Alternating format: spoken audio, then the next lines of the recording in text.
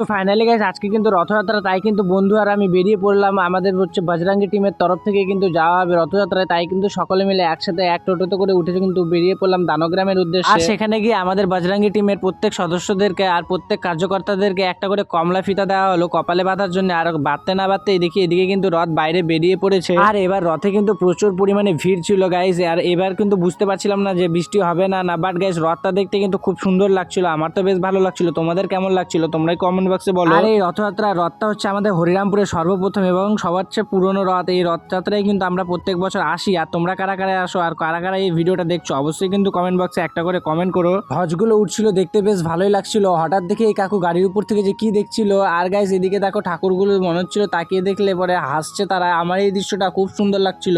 যাই হোক, এবার রথযাত্রায় গিয়ে অনেক চেনা পরিচিত মানুষের সাথে দেখা হয়েছে এবং আমরা ছোটবেলায় ঠিক এভাবেই রথ টানতাম। তোমরাও কি এভাবেই রথ টানতে অবশ্যই কিন্তু কমেন্ট বক্সে কমেন্ট করো বন্ধুরা। এখানে শুধু রথযাত্রায় রথ নয়, এখানে কিন্তু রাস্তায় ব্যবস্থা করা হয়েছিল খিচুড়ি প্রসাদ এবং কিন্তু জলের ব্যবস্থা করা হয়েছিল, সত্যি যেটা দেখে খুব ভালো লাগছিল।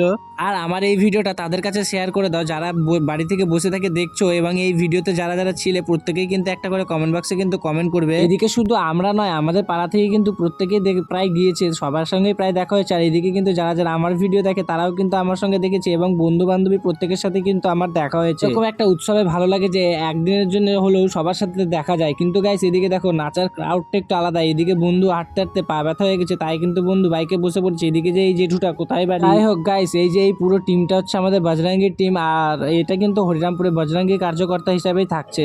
আজকের মতন এটা।